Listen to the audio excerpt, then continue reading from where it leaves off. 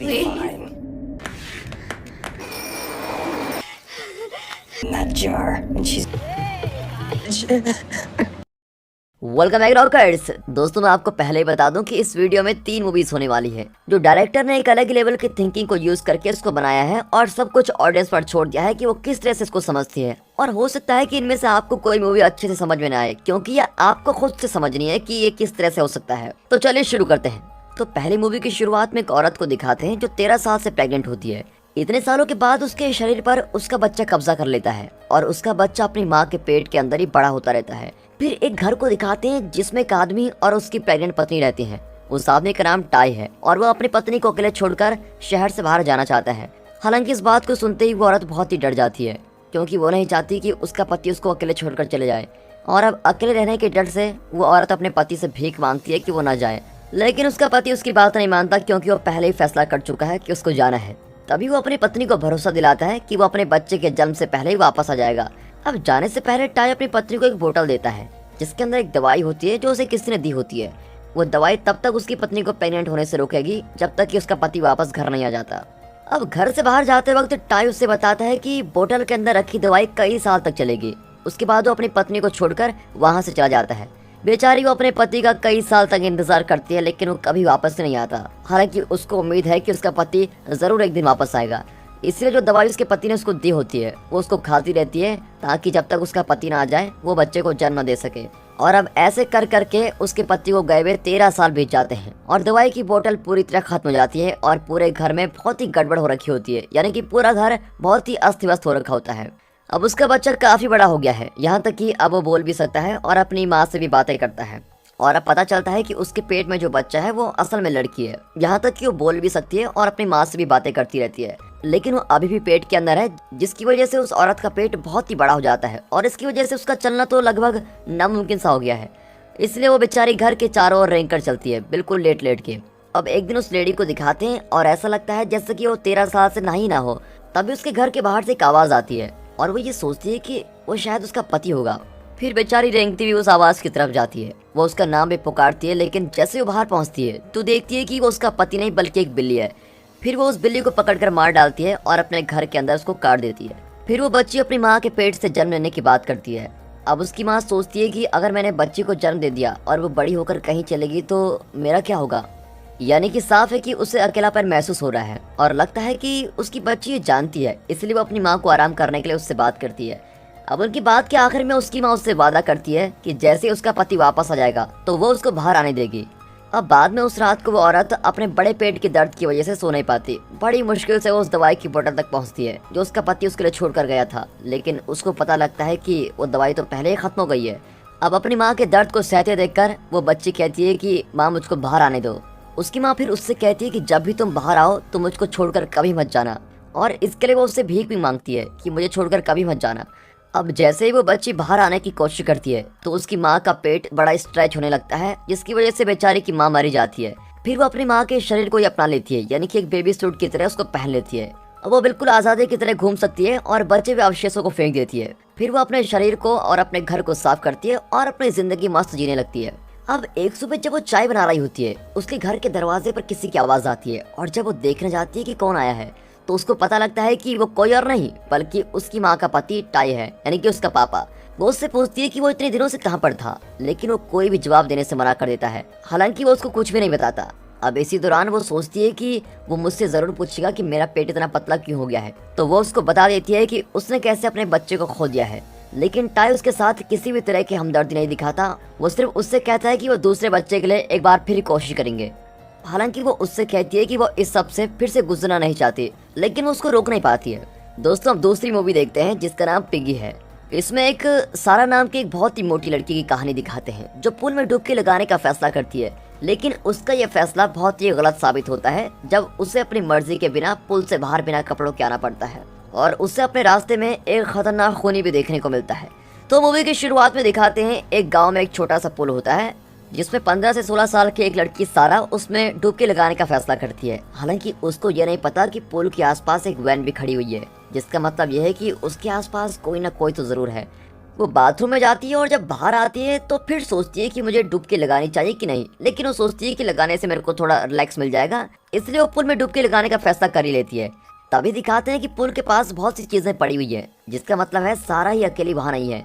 और ठीक पुल के बाहर कांच के कुछ टूटे हुए टुकड़े और एक फोन भी पड़ा होता है, लेकिन सारा का ध्यान उन पर नहीं जाता। और जैसे वो पुल के अंदर जाने लगती है, एक आदमी पुल के बाहर से बाहर निकलता है और उसको देखकर सारा पुल के अंदर जाने से रुक जाती है। हालांकि इससे पहले कि वो और कुछ करती, 3 लड़कियां वहां पर आ जाती है और उसका मजाक उड़ाने लगती है। वो बेचारी सारा को सुअर बुलाती है और उसको चिढ़ाती भी है कि वो देखो तुम्हारा बॉयफ्रेंड पानी में तैर रहा है। हालांकि उस आदमी और सारा के बीच कोई भी संबंध नहीं होते, लेकिन वो सिर्फ उसको चिढ़ाने के लिए कह रही होती है। वो सिर्फ इस बात पर ध्यान देता है कि वो तीनों लड़कियां कैसे सारा का मजाक उड़ा रही हैं। अब दूसरी ओर सारा उनको इग्नोर करके पुल के अंदर छलांग लगा लेती है और फिर उन लड़कियों की इतनी बातें सुनने के बाद वो आदमी वहां से बाहर चला जाता है। तभी पुल के नीचे एक आदमी को दिखाते हैं जो बंधा हुआ है, उसका गला भी घोटा गया होता है, लेकिन सारा का इस बात पर ध्यान ही नहीं जाता। और जब वो पानी के ऊपर आती है तो उसको वहां पर वो लड़कियां नहीं दिखाई देती और फिर उसको थोड़ी शांति मिलती है। हालांकि तभी वो लड़कियां आती हैं और उसके सर को किसी चीज से कवर कर लेती हैं, जिसकी वजह से उसको सांस लेने में भी काफी परेशानी हो रही होती है। अब सारा उस जाल में से निकलने की कोशिश करती है और वो इतना परेशान हो जाती है कि वो उन तीनों में से एक लड़की को बुलाती है, क्योंकि उनमें से एक उसकी दोस्त भी है। अब ये दिखाते हैं कि सारा और क्लाउडिया बहुत ही अच्छे दोस्त थे और यहाँ तक कि उन दोनों के हाथ में एक जैसा बैंड भी होता है। सारा लगातार क्लाउडिया से मदद मांगती रहती है, लेकिन वो उसकी किसी भी तरह से मदद नहीं करती। अब इसकी जगह क्लाउडिया सारा के कपड़े उठाती है और उन्हें लेकर बाकी लड़कियों के साथ वहाँ से भाग जाती है। सारा अपने कपड़े ढूंढती है, लेकिन उसको वहाँ कहीं नहीं मिलते। अब कोई और चारा न होने की वजह से वो सड़क पर बिना कपड़ों के चलने लगती है। तभी बीच रास्ते में उसको कुछ लड़के मिलते हैं जो उसको परेशान करते हुए उसको कई नामों से चिढ़ाते हैं, और उन लड़कों में से 2 लड़कियां उतरकर उसको सड़क के किनारे कर देते हैं। और इस सब की वजह से वो अपने घर जाने के लिए दूसरा रास्ता चुनती है। फिर जब वो नए रास्ते से जा रही होती है तो वो अपने रास्ते में वैसी एक वैन देखती है जो उसने कुछ समय पहले पुल के पास देखी थी। वैन का मालिक झाड़ियों से बाहर आता है और वो वही सेम आदमी होता है जो पुल में दिखा था, और उसके कंधे पर एक बैग भी होता है जिसको देखकर लग रहा है कि उसमें किसी का शरीर हो सकता है। इसी बीच वैन सारा के पास आती है और उसके सामने रुक जाती है। फिर जब वो गाड़ी के ड्राइवर को देखती है तो वो वही आदमी है जो पुल में मिला था। वो यही सोच रहे हैं कि आखिर उस आदमी को चाहिए क्या। तभी इतने में वो आदमी सारा के कपड़े अपनी वैन से बाहर फेंकता है और उसी वक्त खून से भरी क्लाउडिया वैन के पीछे रोते हुए मदद मांग रही है। अब सारा ये सब देखकर बहुत ही डर जाती है और ये भी सोचती है कि कहीं उस आदमी का अगला शिकार वो तो नहीं है, और खड़े खड़े वहाँ पर टॉयलेट भी कर देती है, लेकिन ऐसा कुछ भी नहीं होता। हालांकि क्लाउडिया खून में सनी होती है जिसको देखकर तो कोई भी परेशान हो जाएगा, लेकिन सारा उसे उसी तरह अनदेखा कर देती है जिस तरह क्लाउडिया ने उसको कुछ समय पहले किया था। और फिर आखिर में सारा उस आदमी की तरफ हाथ लहराकर उसको जाने के लिए कहती है। वो आदमी भी उसकी तरफ हाथ लहराता है और क्लाउडिया को अपनी वैन के पीछे से वहाँ से निकल जाता है। जैसे वो गाड़ी वहाँ से चली जाती है, सारा अपने कपड़े उठाती है और उनको पहन लेती है। उसके बाद वो पुलिस को भी फोन करती है, लेकिन कोई फोन ही नहीं उठाता, और आखिर में वो अपने फोन में गाना लगाती है और मस्त अपने सर पर हेडफोन लगाकर अपने सफर की शुरुआत करती है। तो दोस्तों, तीसरी मूवी जिसका नाम है 2 स्ट्रेंजर्स हु मीट 5 टाइम्स, उसमें दिखाते हैं कि कैसे 2 आदमी अपने भविष्य को अनप्रिडिक्टेबल छोड़ देते हैं। वो पहली बार तब एक दूसरे से बीच पर मिलते हैं जब वो बहुत ही छोटे होते हैं, और बाकी जितनी भी बार वो मिलते हैं उसकी एक अलग कहानी है जो हम आपको बताने वाले हैं। मूवी की शुरुआत में दिखाते हैं कि एक आदमी पैसे निकालने वाली जगह पर होता है। उस आदमी का नाम एलिस्टेयर होता है और वो थोड़ा जल्दी में भी है, लेकिन उसको थोड़ा इंतजार करना पड़ता है जब एक समीर अजीज नाम का आदमी पैसे निकाल रहा होता है। और समीर पैसे निकालने में इतनी देर लगाता है जिससे एलिस्टेयर को बहुत ही गुस्सा आ जाता है, और जिसकी वजह से वो उसको नस्लवादी कह लेता है, और एलिस्टेयर समीर के धर्म की बेइज्जती करता है। फिर जैसे समीर वहाँ से पैसे निकाल लेता है, एलिस्टेयर की बातों की वजह से समीर भी वहीं पर रुका रहता है और एलिस्टेयर का सामना करने के लिए वो बिल्कुल तैयार रहता है। फिर दोनों के बीच थोड़ी बहस होती है, लेकिन समीर जैसे ही सोचता है कि कहीं ये बहस लड़ाई में न बदल जाए तो वो वहाँ से चला जाता है। ये दूसरी बार था जब वो मिले थे। तीसरी बार जब वो मिलते हैं तब एलिस्टेयर को एक कंपनी में काम करने के लिए रखा गया होता है, और उस कंपनी का मालिक कोई और नहीं बल्कि समीर ही होता है। एलिस्टेयर को अपने इंटरव्यू में कुछ अच्छे शब्द सुनने को मिलता है, जिसकी वजह से उसको लगता है कि उसको एक काम मिल जाएगा, और ऐसा उसे तब तक ही लगता है जब तक कि वो कंपनी के मालिक से नहीं मिल लेता। एलिस्टेयर को एक आदमी बताता है कि उसे कंपनी के मालिक से मिलना है, और फिर एलिस्टेयर कंपनी के मालिक का इंतजार कर रहा होता है, और जब वो वहाँ आता है तो एक दूसरे को हेलो कहते हैं।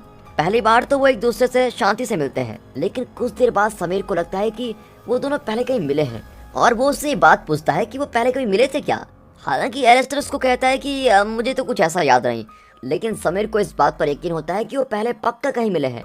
समीर को कुछ ही सेकंड लगते हैं और उसको याद आ जाता है कि एलिस्टेयर वही आदमी है जो पैसे निकालते वक्त उसके साथ बदतमीजी कर रहा था। अब जैसे उसको ये बात याद आती है तो समीर का चेहरा गुस्से में आ जाता है और एलिस्टर को वो काम ही नहीं देता। फिर कुछ साल बीत जाते हैं और वो दोनों एक बार में मिलते हैं। एलिस्टर के पास न रहने के लिए घर है न खाने के लिए कुछ, और अब समीर एलिस्टर के बारे में लगभग सब कुछ भूल ही चुका है। लेकिन एलिस्टर को किसी तरह समीर याद आ जाता है। समीर बताता है कि उसे एलिस्टर के बारे में कुछ भी याद नहीं है और एलिस्टर उससे बताता है कि कैसे तुमने कुछ साल पहले मुझे कंपनी से निकाल दिया था। लेकिन समीर को फिर भी याद नहीं आता। अब समीर एलिस्टर से कहता है कि मैं एटीएम से पैसे निकाल कर कुछ देर में वापस आता हूँ। अब कुछ मिनट बाद समीर कुछ पैसों के साथ उसके पास आता है और समीर की यह हरकत एलिस्टर का दिल छू लेती है। एलिस्टर उसके दिए पैसे को रख लेता है और रोते हुए उसका शुक्र अदा करता है। समीर भी उसको शुभकामनाएं देता है और वहां से चला जाता है। और उसके बाद हमें तब का सीन दिखाते हैं जब वो पहली बार मिले थे। वो दोनों पहली बार एक बीच के पास मिले थे जहाँ पर वो दोनों एक रेत का महल बना रहे थे और समीर जो उन दोनों में सबसे बड़ा होता है वो एलिस्टर को बता रहा होता है कि रेत को बाल्टी में डालना है। हालांकि जल्दी एलिस्टर की माँ उसको लेने आ जाती है ताकि वो वापस घर जा सके।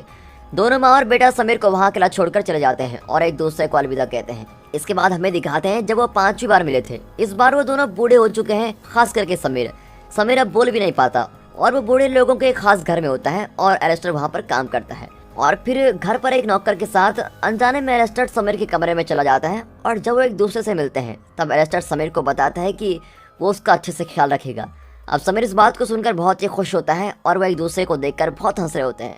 तभी एलिस्टर समीर को गौर से देखने लगता है। वो समीर से पूछता है कि क्या वो पहले कभी मिले हैं, और हालांकि समीर एकदम से जवाब नहीं देता और उसको देखकर हंस देता है और उससे कहता है कि हाँ वो मिले हैं।